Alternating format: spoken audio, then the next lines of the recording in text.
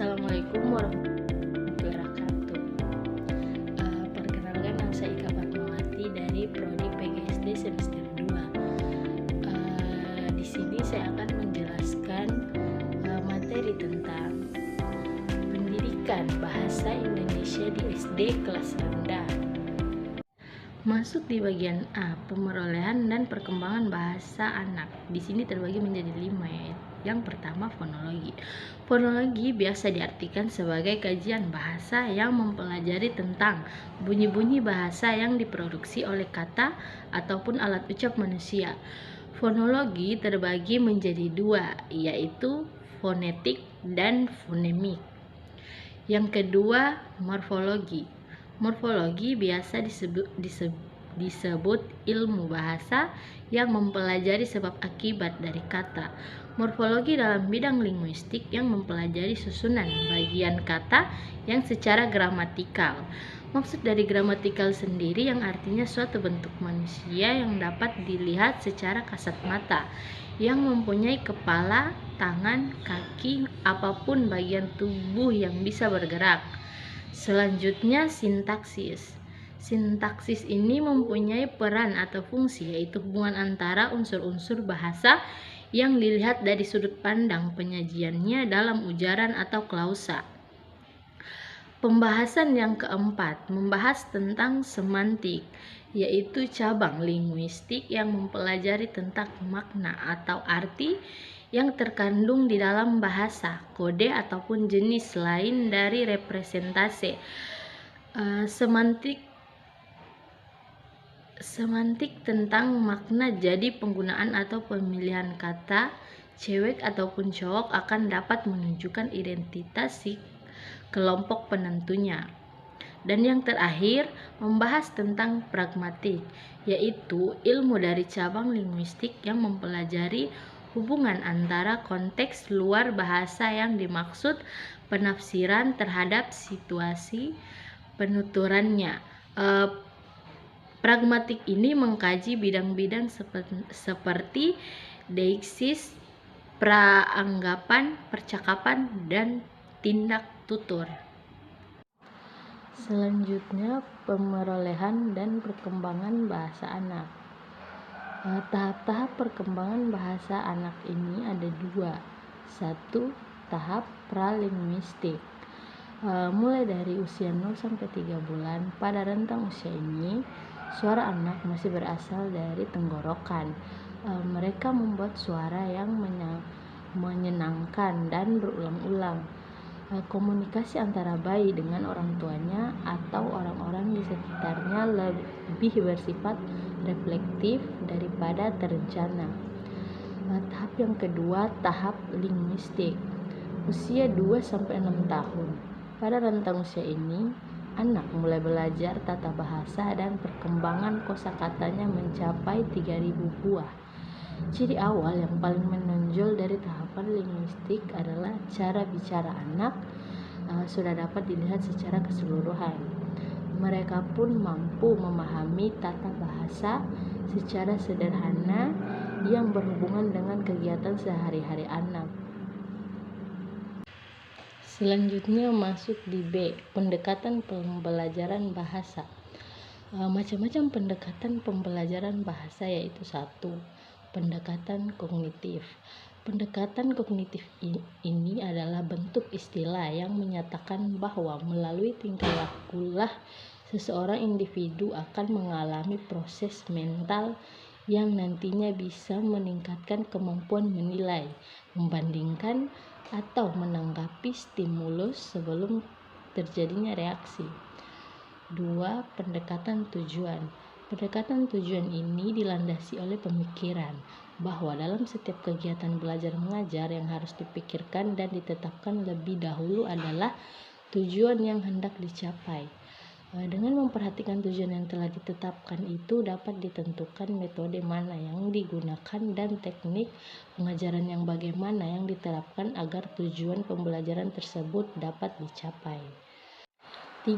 Pendekatan kontekstual. Pendekatan kontekstual merupakan suatu konsep belajar di mana guru menghadirkan situasi dunia nyata ke dalam kelas dan mendorong siswa membuat hubungan antara pengetahuan yang dimilikinya dengan penerapannya dalam kehidupan mereka sebagai anggota keluarga dan masyarakat. Hasil pembelajaran diharapkan lebih bermakna bagi anak untuk memecahkan persoalan, berpikir kritis, dan melaksanakan observasi serta menarik kesimpulan dalam kehidupan jangka panjangnya.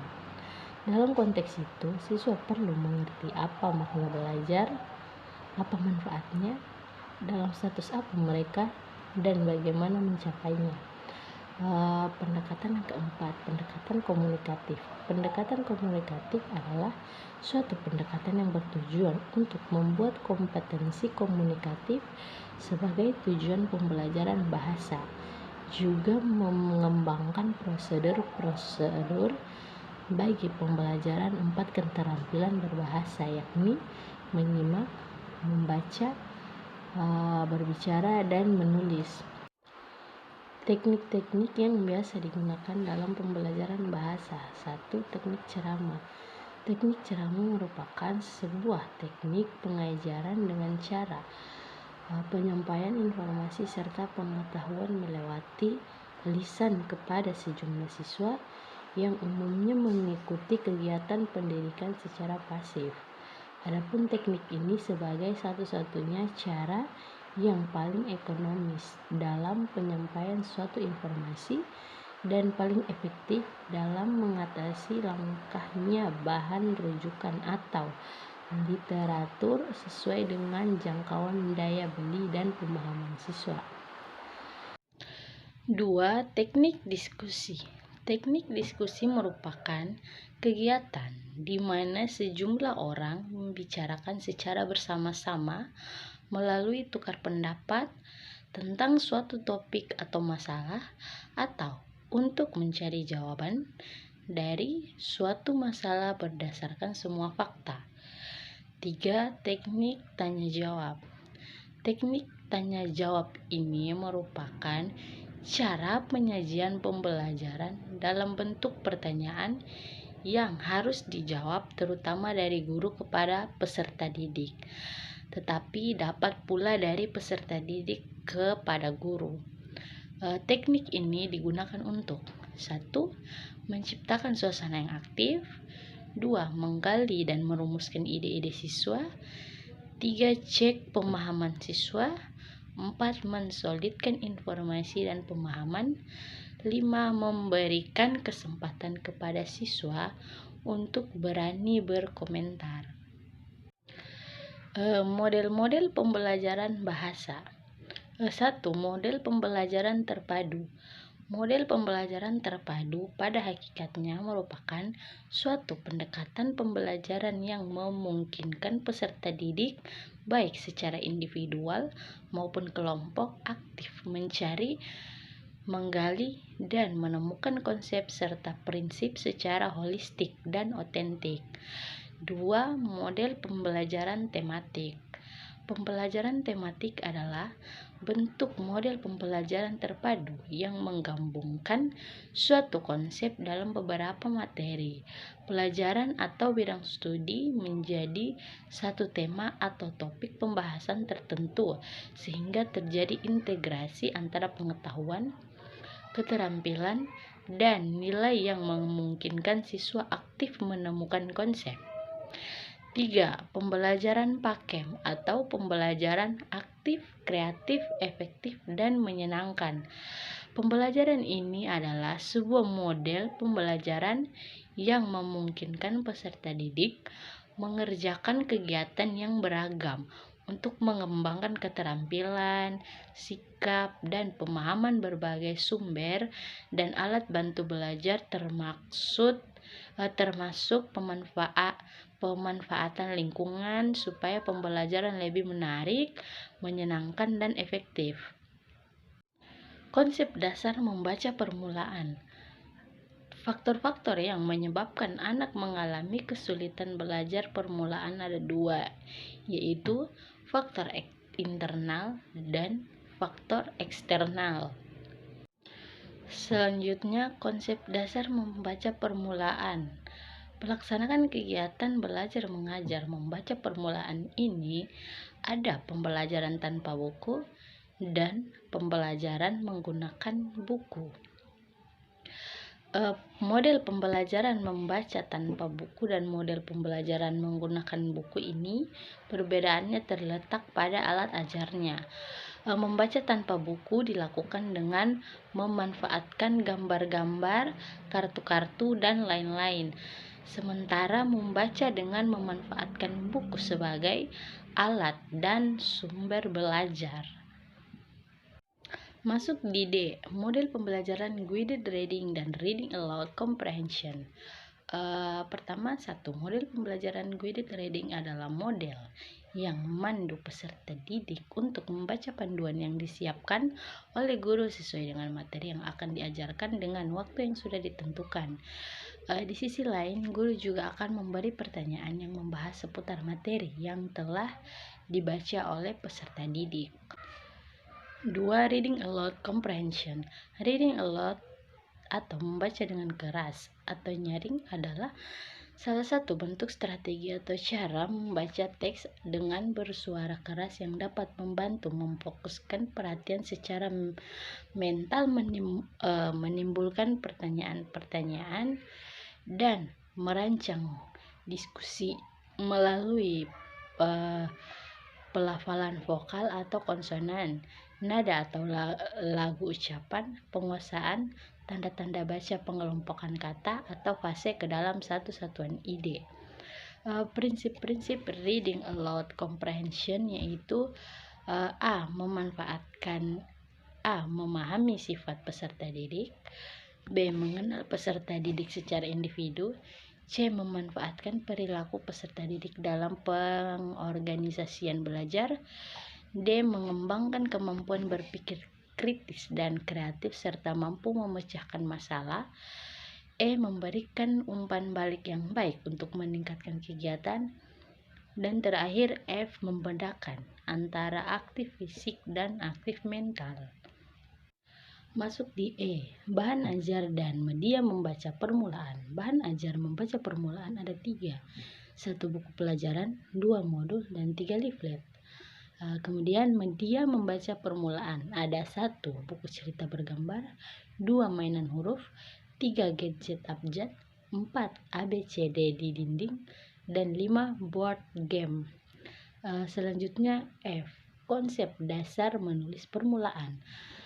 Kompetensi dasar menulis permulaan ada 1. Membiasakan sikap menulis yang benar atau memegang dan menggunakan alat tulis, 2. menjiplak dan menebalkan, 3. menyalin, 4. menulis beberapa kalimat dengan huruf sambung, selanjutnya menulis kalimat yang didiktekan guru, dan terakhir menulis dengan huruf sambung.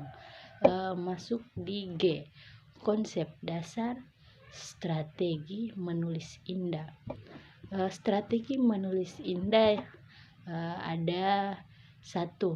memulai atau initiating, 2. menstruktur dan mengonsep, 3. meringkas, 4. menggeneralisasi, 5. mengaplikasikan atau appealing. Masuk di H, konsep dasar pembelajaran menyimak dan berbicara permulaan. Teknik pembelajaran menyimak ada 1. teknik menyimak atau ulang ucap, 2.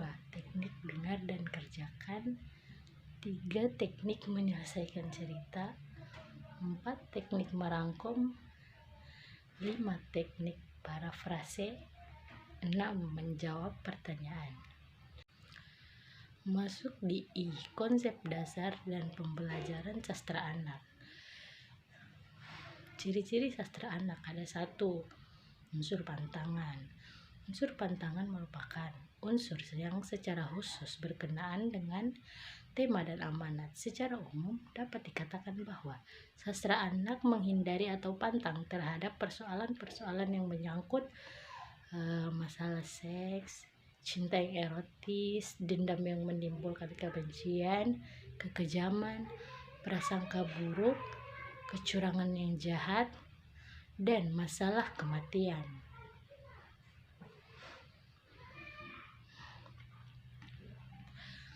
2. Penyajian dengan gaya secara langsung.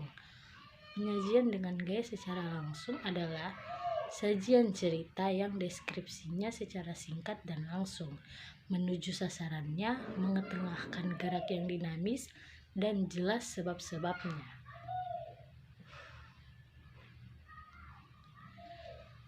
3. Fungsi terapan. Fungsi terapan adalah sajian cerita yang harus bersifat informatif dan mengandung unsur-unsur yang bermanfaat, baik untuk pengetahuan umum, keterampilan khusus, maupun untuk pertumbuhan anak. Masuk di jenis-jenis sastra anak. Jenis-jenis sastra anak ada 3. 1. Puisi, 2. Prosa, dan 3. ada drama.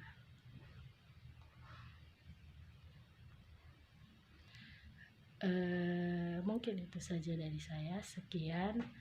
Assalamualaikum warahmatullahi wabarakatuh.